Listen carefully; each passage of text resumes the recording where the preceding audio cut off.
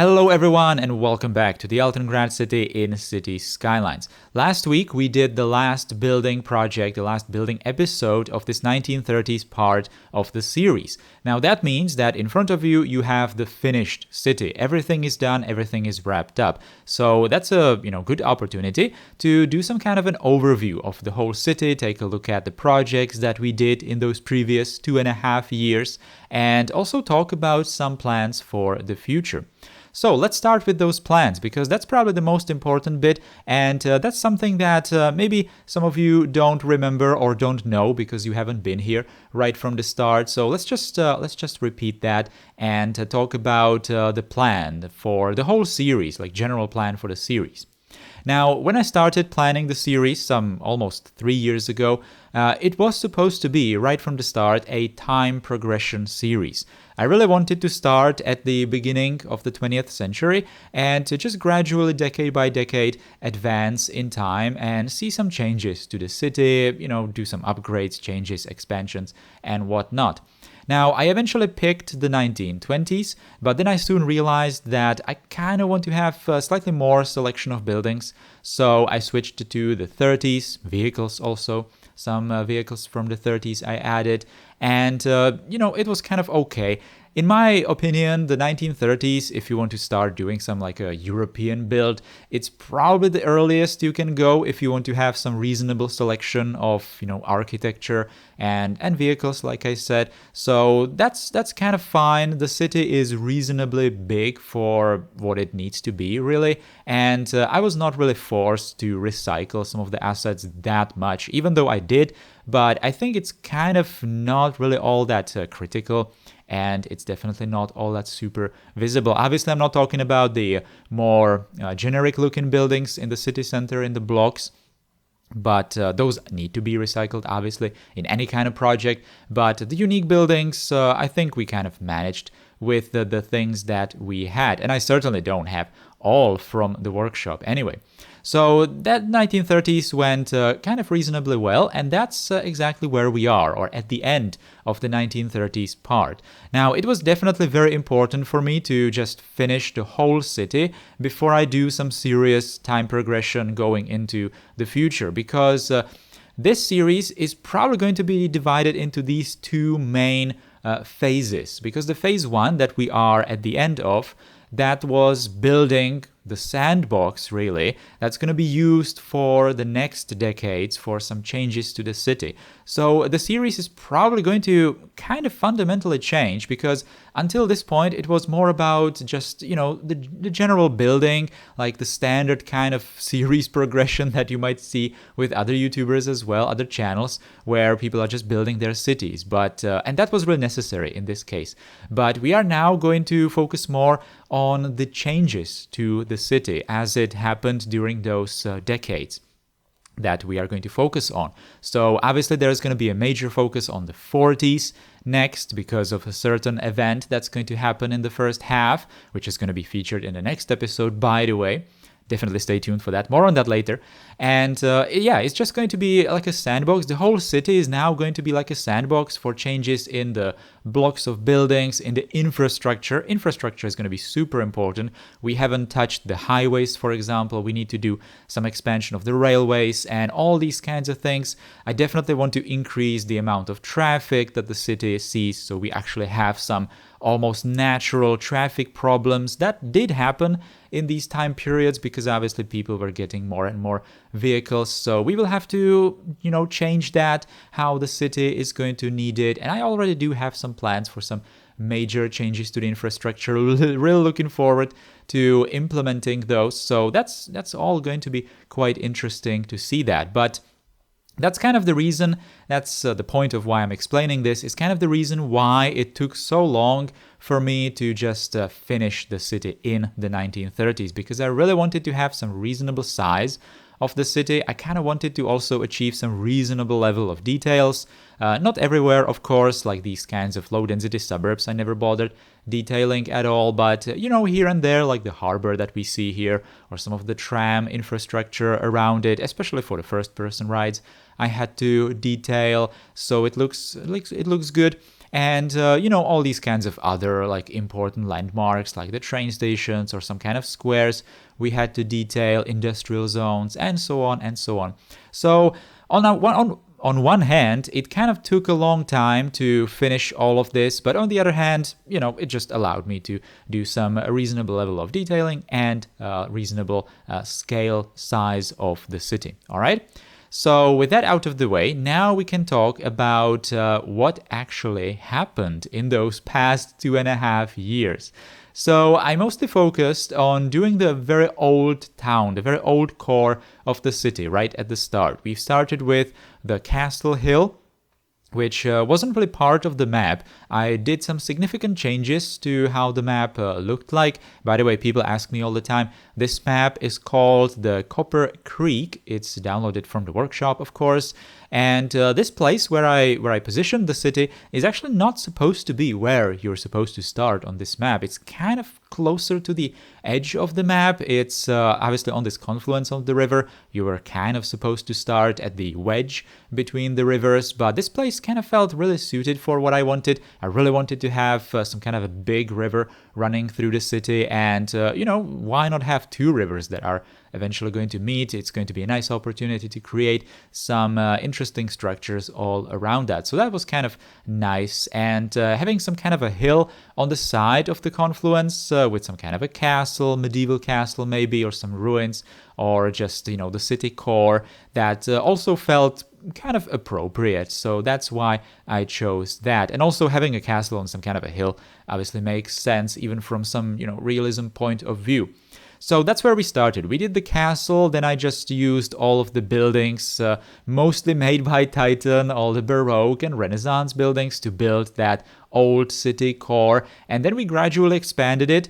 Then I started using some of the 18th, 19th century buildings, did that like an inner ring around the old town where the old city was probably used to be, did some remnants of like city gates or something. Then we started also adding some tram infrastructure already through the old part of the city, and as the time progressed we just kind of abandoned all the old looking buildings and just started using only the 19th and even 20th century buildings, mostly on the edges. Especially on the edges, we started in the past year maybe, we started doing very modern, very recently built projects. So for example, this racing circuit we did in the last episode, that is probably something that's no more than maybe 10 years old. It's a very new structure in the city. Maybe there used to be some country roads where the track is currently, but it just got converted into the racing circuit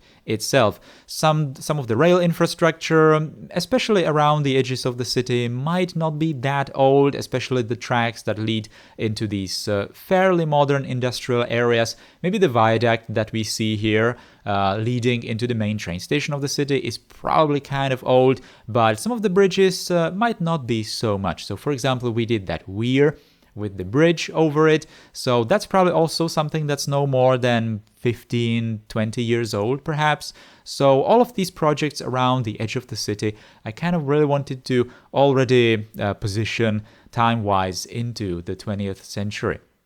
So some of the industrial buildings that I have used, for example, in this view, you see those white factory halls. Those are also something that was constructed fairly recently. Now, when it comes to the industrial buildings, industrial zones in general, I was really happy that I had this much freedom with building all these kinds of shapes of industrial buildings, because I do remember that when I was planning this industrial zone, those U-boat hall buildings, the big ones, the big factory halls, those were actually released quite recently. So that was a very, very nice surprise to have that. And that industrial zone, the big industrial zone in the city, definitely benefits from those quite a lot. They're actually going to be very important going into the future as well. We have, for example, this Dresden tram depot in here, absolutely perfect fit for the city with the style and everything. This train station that we did, I think, well, we kind of did it first. Well, completed it first, but technically the main train station was built first, even though it was not completed first. This one we actually did almost completely customized. I used some of the palace buildings for the front, I think, and some of the industrial buildings here and there. around it for the engine depot right here at the back, and all of it was just kind of made so that there would be like differences, visible differences in the time periods where these train stations were probably built. So the main train station and also the train station on that modern part of the city, those might be actually quite old, but not older than this one. This terminus station that we saw was probably the oldest. That's why it's not looking the grandest, I suppose, because it was like very, very long time ago, and it was not really supposed to be that fancy. The city was probably much smaller than that as well, because that terminus train station was most probably reaching the edges of the city back in the day, right? So I think that right after we finished that station, I then did this part of the city. I started crossing the river. I did this very important bridge, which today is actually, in the city, in the game, is used quite a lot by vehicles, which makes sense because it's only one of the three car bridges over the river, and it's actually very important because it also connects into a very important connection outside of the city. You can see that right here, that the intersection in front of the exhibition center is very, very busy. And that's what I was kind of touching on before, the subject of traffic. I would really like to play a lot more with the life cycle rebalance mod, because the mod allows you to change probabilities of people using different modes of transport. So right now I have it set very low so that we don't have that many vehicles, which is, kind of how it's supposed to be before the war. And later I would like to increase those probabilities so people are just going to use cars more and more. We're going to have more traffic, and we're going to have some of these intersections kind of blocked and jammed, and we will have to just be forced to provide some kind of bypasses for roads and stuff like that. Now, by the way, the changes that I would like to do in the city going forward into the decades, I would also like to pair it with some kind of like historical research perhaps, or something like that.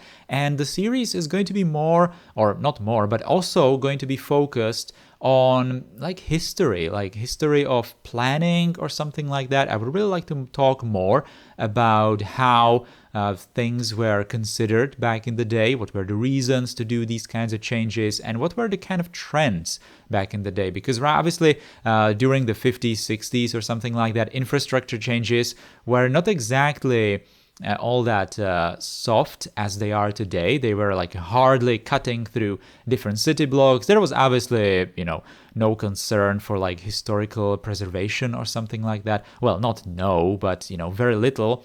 And all these kinds of things I would like to implement into the city, talk about them, how it was done back in the day, and how it was, not exactly ideal by today's standards. And, it's just not going to be something that might look exactly that good in the city, but I would really like it to be a bit more believable, right? So the changes that we are going to do, they are not necessarily going to be all that, well received, I suppose, but that's kind of how the city needed to be expanded and needed to be changed in the second half of the 20th century. And it's not like it's going to stay like that forever, because, if I'm going to feel the motivation, if you guys going to feel like you want to stick around with the series and watch it with those time progressions, then I'm probably most probably going to go all the way to the modern times, and we can just do some kind of modern changes to the city, to the existing infrastructure from the second half of the 20th century as well. So the changes that we're going to do are also going to be subject to change later, right? So it's all going to be open, and that's really the point why I needed to have that 1930s city completely done and have it as the sandbox that I mentioned before, all right? Now, anyway, guys, that is almost all for this overview episode, and I would really like to talk briefly about the next episode, because the next episode of the Altengrad series is actually going to be released right next week. I'm kind of altering the schedule, but don't worry, Aurelia is also planned right after that. And it's going to be like a mini film from the first half of the 40s. Obviously, there's going to be a certain event that's going to happen in Europe, and Altengrad is going to be called right in the middle of it, right? So it's going to be, like I said, like a mini film, cinematic mini film with some of the realistic sounds that you are used to from the tram ride videos, and it's just going to feature Altengrad and how it fared during those years, what happened, what the city lost perhaps, and how it changed, alright? So stay tuned for that. Hope you're gonna like it. Hope you liked even today's episode. If you did, then you can put a thumbs up below the video, write a comment, share the video, and also subscribe if you are new here. Also, big thanks to all the channel members who decided to directly support the channel and what I do here using the join button below or the link in the video description. Big thanks again also for watching, and take care.